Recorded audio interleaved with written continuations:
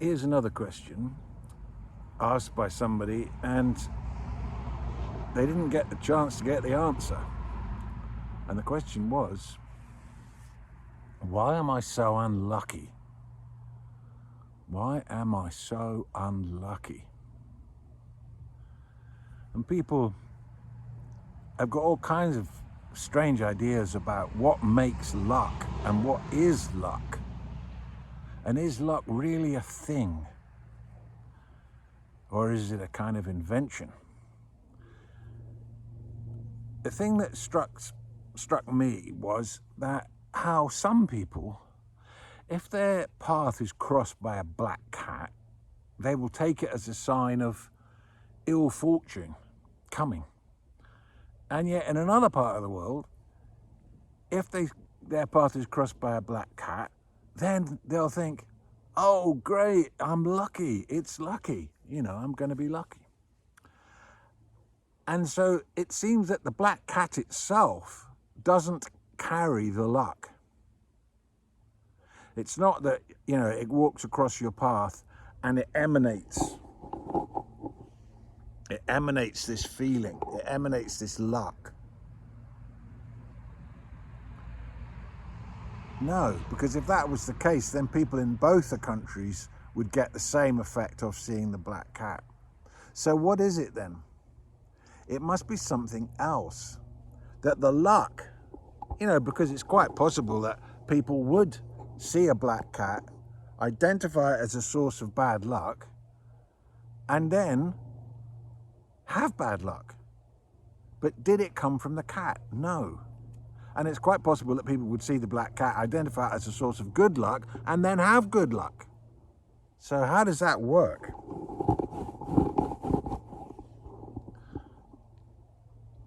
How does that work? And what we realize is that the fortune comes out of me. I'm the one that decides whether I'm lucky or not. I'm the one that decides whether a situation is lucky or not lucky. I'm the one that decides whether a circumstance that happened was lucky or unlucky. For example, I found out a year ago I got cancer. Initially I thought, God, that's so unlucky. God, so many people haven't got it and I have got it. That's really unlucky. But since then, it's kind of triggered some wonderful changes in me and my relationship with life. So now I'm thinking, well, it's quite lucky. I wouldn't be feeling like I'm feeling. I wouldn't have been doing what I'm doing. I wouldn't have felt the gratitude that I'm feeling if it wasn't for that. So it didn't, the experience of good or bad luck didn't emanate out of the thing itself. It emanated out of me. Everybody wants to get so lucky that they could win the lottery, right? And that would be epitome of being like really lucky, so lucky. And then you can hear these stories. This woman, she won the lottery. She'd lived her whole life in hardship, struggling, 2 jobs, single mother, 3 or 4 kids, the whole thing going on. But she won the lottery and she suddenly had millions. And she said that, oh, you know what happened? Family I didn't know I had that never helped me before suddenly appeared asking for money.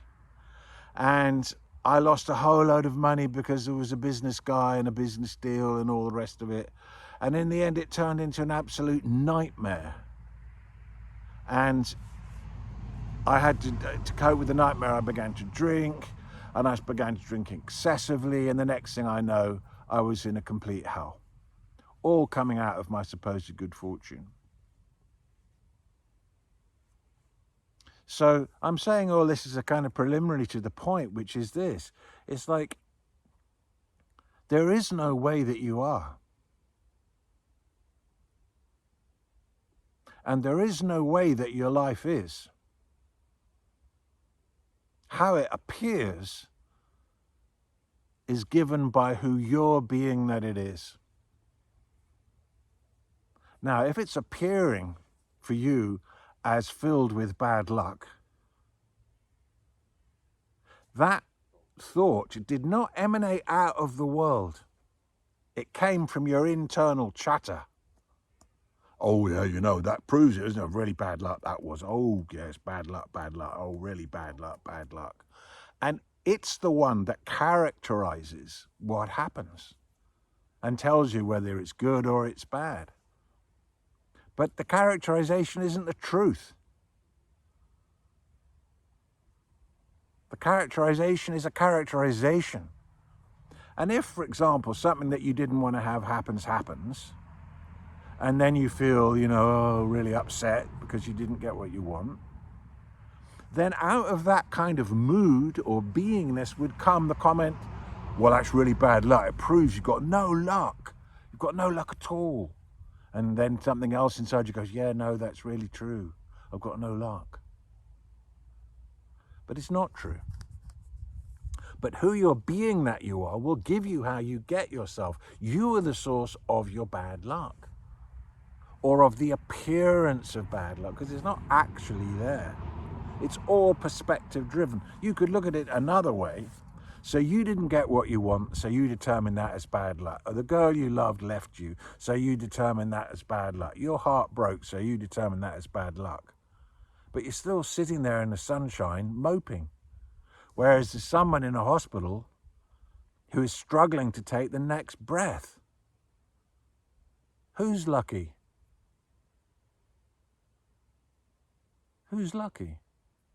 Your mind is clear enough to characterize you as being lucky or unlucky. But there are people who can't put two thoughts together. They're in such mental anguish. Who's lucky? Got the chance of a life. Who's lucky? Now, lucky is always a comment or a characterization that comes out of the story. It's part of the narrative of your life.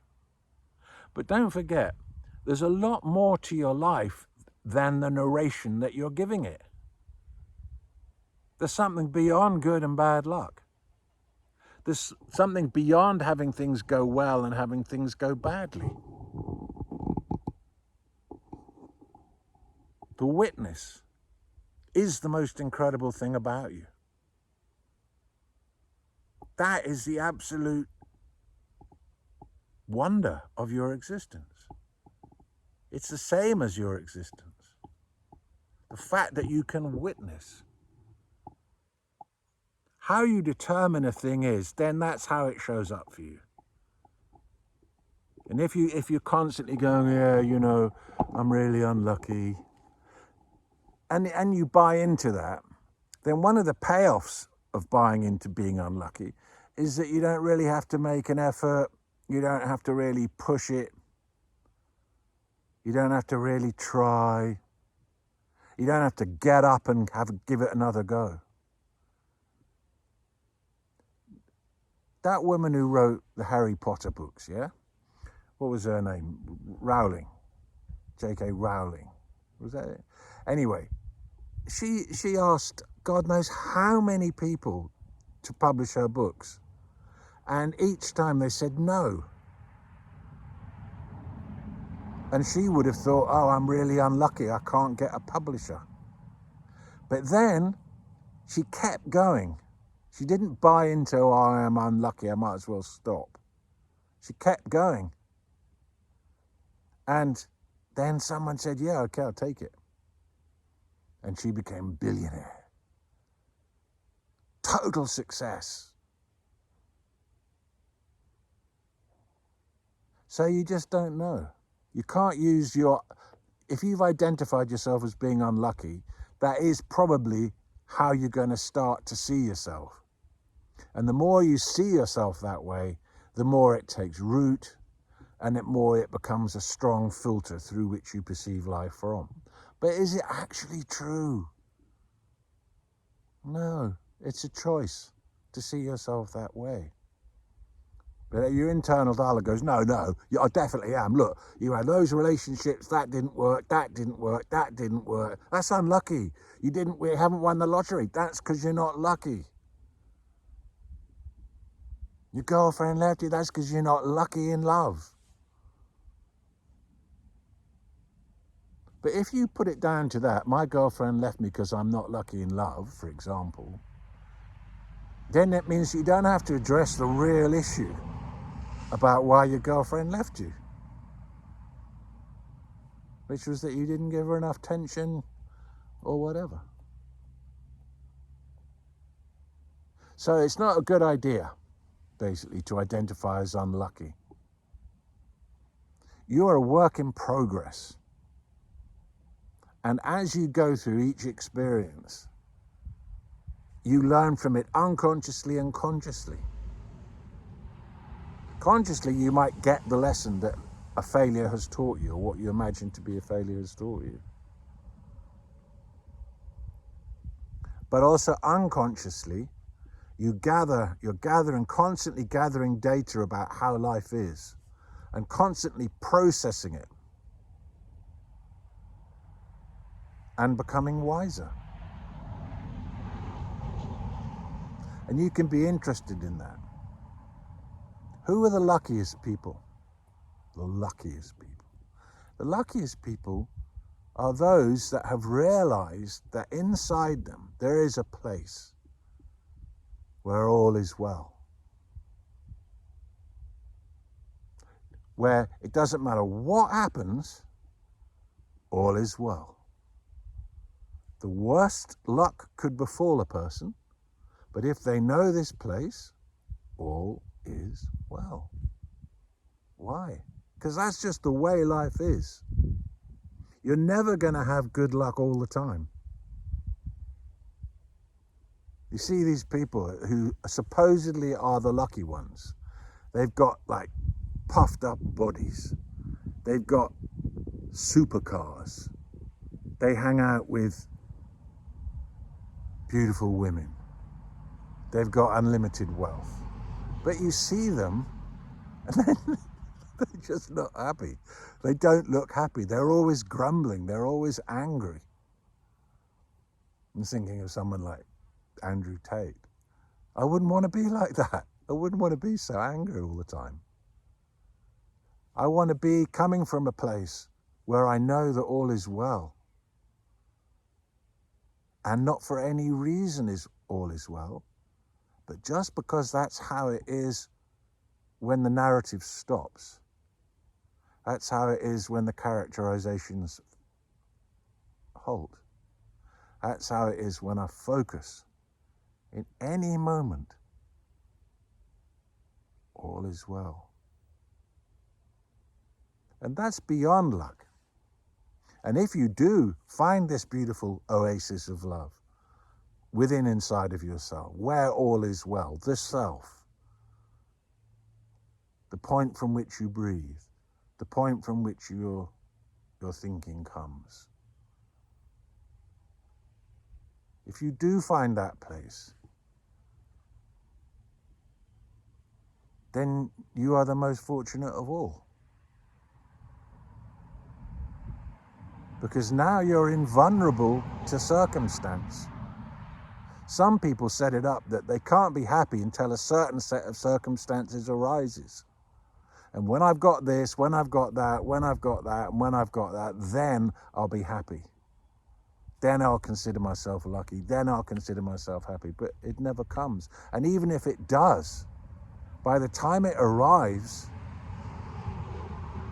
there's something more that you want. And it's endless, endless, endless. Because the fact of the matter is, the ultimate luck isn't a set of circumstances.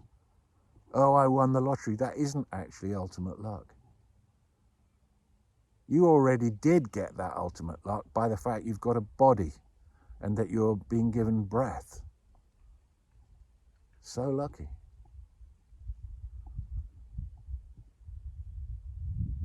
And if you go back to the source of that within you, allow your concentration to go back within.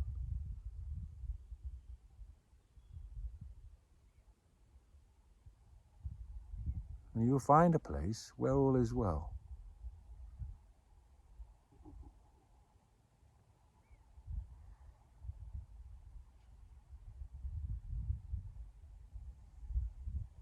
Who you think you are, that's not who you are. How you characterize yourself, that's not who you are. There's something more wonderful about you.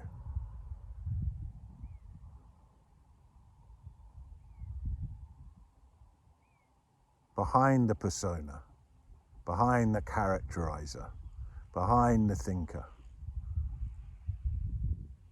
there is something wonderful. And that's you.